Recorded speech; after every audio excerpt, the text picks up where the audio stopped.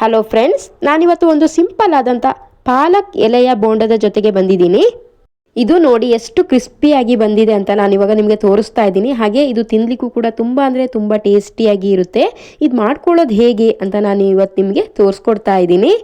ಇದನ್ನು ಮಾಡ್ಕೊಳ್ಳಿಕ್ಕೆ ನಾನು ಮೊದಲಿಗೆ ಪಾಲಕ್ ಎಲೆನ ರೆಡಿ ಮಾಡಿ ಇಟ್ಕೊಂಡಿದ್ದೀನಿ. ಅಂದರೆ ಅದನ್ನು ಕಟ್ ಮಾಡಿ ಚೆನ್ನಾಗಿ ವಾಶ್ ಮಾಡಿ ಎತ್ತಿಟ್ಕೊಂಡಿದ್ದೀನಿ. ನಾನು ಸ್ವಲ್ಪ ಜಾಸ್ತಿನೇ ತಗೊಂಡಿದ್ದೀನಿ. ಅದರಲ್ಲಿ ನಾನಿವತ್ತು ಸ್ವಲ್ಪ ಮಾಡಿ ತೋರಿಸ್ತಾ ಇದ್ದೀನಿ ನಿಮಗೆ. ಈ ಬೋಂಡನ ಮಾಡ್ಕೊಳ್ಳಿಕ್ಕೆ ನಾನು ಮೊದಲಿಗೆ ಹಿಟ್ಟನ್ನು ಕಲಿಸ್ಕೊಳ್ತಾ ಇದ್ದೀನಿ. ಒಂದು ಬೌಲನ್ನು ತಗೊಂಡ್ಬಿಟ್ಟು ಒಂದು ಚಿಕ್ಕ ಬೌಲಲ್ಲಿ ನಾನು ಹಿಟ್ಟನ್ನು ಹಾಕ್ಕೊಳ್ತಾ ಇದ್ದೀನಿ. ನೋಡಿ, ನಾನು ಇಷ್ಟೇ ಹಿಟ್ಟಲ್ಲ, ಇನ್ನೂ ಸ್ವಲ್ಪ ಹಿಟ್ಟನ್ನು ತಗೊತೀನಿ. ಫಸ್ಟಿಗೆ ಇಷ್ಟು ಹಿಟ್ಟು ಹಾಕ್ಕೊಂಡ್ಬಿಟ್ಟು ಇವಾಗ ಇದಕ್ಕೆ ಒಂದು ಸ್ವಲ್ಪ ರುಚಿಗೆ ತಕ್ಕಷ್ಟು ಉಪ್ಪು, ಹಾಗೆಯೇ ಒಂದು ಕಾಲು ಸ್ಪೂನ್ ಆಗುವಷ್ಟು ಸೋಡಾನು ಕೂಡ ಸೇರಿಸ್ಕೊಳ್ತಾ ಇದ್ದೀನಿ. ತಕ್ಷಣಕ್ಕೆ ಮಾಡ್ಕೊಳ್ಳೋದ್ರಿಂದ ಸ್ವಲ್ಪ ಸೋಡಾ ಕೂಡ ಸೇರಿಸ್ಕೊಂಡಿದ್ದೀನಿ. ಹಾಗೆಯೇ ಸ್ವಲ್ಪ ಒಂದು ಅರ್ಧ ಸ್ಪೂನ್ ಆಗುವಷ್ಟು ರೆಡ್ ಚಿಲ್ಲಿ ಪೌಡರ್ನ ಹಾಕ್ಕೊಂಡಿದ್ದೀನಿ.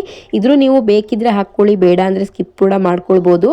ಮಕ್ಕಳಿಗೆ ಏನಾದರೂ ಮಾಡ್ಕೊಳ್ತೀರಾ ಅಂದರೆ ರೆಡ್ ಚಿಲ್ಲಿ ಪೌಡರು ಹಾಕ್ದೇನೆ ಹಾಗೆ ಕೂಡ ಮಾಡ್ಕೊಳ್ಬೋದು.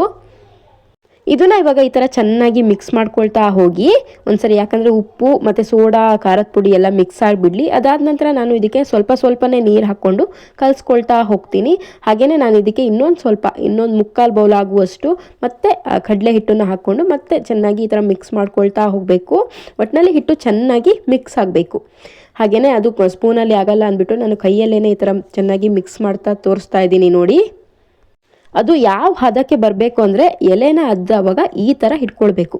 ತುಂಬ ದಪ್ಪ ಕೂಡ ಹಿಡ್ಕೊಳ್ಳೋ ಥರ ಇರಬಾರ್ದು, ತುಂಬ ತೆಳುವ ಕೂಡ ಇರಬಾರ್ದು. ನೋಡಿ, ಈ ಥರ ಹಿಡ್ಕೊಳ್ಬೇಕು. ಹಿಟ್ಟು ದಪ್ಪ ಹಿಡ್ಕೊಂಡ್ಬಿಟ್ರೆ ಬೋಂಡ ಕ್ರಿಸ್ಪಿಯಾಗಿ ಬರಲ್ಲ. ಸ್ವಲ್ಪ ನೀರಾಗಿ ಇದ್ದರೆ ಚೆನ್ನಾಗೇ ಬರುತ್ತೆ. ಇಷ್ಟು ಹಿಡ್ಕೊಂಡ್ರೆ ಸಾಕಾಗುತ್ತೆ.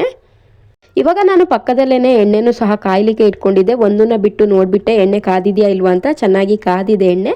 ಇವಾಗ ಪ್ರತಿಯೊಂದನ್ನು ಕೂಡ ನಾನು ಈ ಥರ ಬಿಟ್ಕೊಳ್ತಾ ಹೋಗ್ತಾ ಇದ್ದೀನಿ. ನೋಡಿ, ಎರಡೂ ಸೈಡು ಬೇಯಿಸ್ಬಿಟ್ಟು ಒಂದ್ಸರಿ ಮಾಡಿರೋದನ್ನ ಎತ್ತಿ ಒಂದು ತಟ್ಟೆಗೆ ಹಾಕ್ಕೊಳ್ತಾ ಇದ್ದೀನಿ. ಇವಾಗ ಅದೇ ಎಣ್ಣೆಗೆ ಮತ್ತೆ ಸ್ವಲ್ಪ ಎಲೆನ ಬಿಟ್ಕೊಳ್ತಾ ಇದ್ದೀನಿ. ಎಣ್ಣೆ ಚೆನ್ನಾಗಿ ಕಾದಿರೋದ್ರಿಂದ ಬೇಗನೆ ಆಗುತ್ತೆ. ಸಾಮಾನ್ಯವಾಗಿ ಈ ಥರ ಬೋಂಡನ ನೀವು ಬಸ್ಲೆ ಎಲೆಯಲ್ಲಿ ಮಾಡ್ಕೊಂಡಿರ್ತೀರಾ. ನಾನು ಕೂಡ ಅದರಲ್ಲಿ ಮಾಡಿದ್ದೆ, ಬಟ್ ಈ ಥರ ಮಾಡಿರೋದು ಫಸ್ಟ್ ಟೈಮು. ಬಟ್ ತುಂಬ ಅಂದರೆ ತುಂಬ ಟೇಸ್ಟಿಯಾಗಿ ಬಂದಿತ್ತು. ಇದು ಬೇಗನೆ ಬೆಂದ್ಬಿಡುತ್ತೆ, ಯಾಕಂದರೆ ಎಲೆ ಆಗಿರೋದ್ರಿಂದ ಅಷ್ಟು ದಪ್ಪ ಇರಲ್ಲ, ಹಾಗಾಗಿ ಬೇಗನೆ ಆಗಿಬಿಡುತ್ತೆ. ಈ ಬೋಂಡ ದೊಡ್ಡವರಿಂದ ಹಿಡಿದು ಮಕ್ಕಳಿಗೂ ಕೂಡ ತುಂಬ ಅಂದರೆ ತುಂಬಾ ಇಷ್ಟ ಆಗುತ್ತೆ. ನನಗಂತೂ ಈ ಬೋಂಡ ತುಂಬಾ ಇಷ್ಟ ಆಯಿತು. ಇದು ಮಾಡ್ಕೊಳ್ಳೋದು ಕೂಡ ತುಂಬ ಸಿಂಪಲ್ಲು, ಬೇಗನೆ ಆಗಿಬಿಡುತ್ತೆ.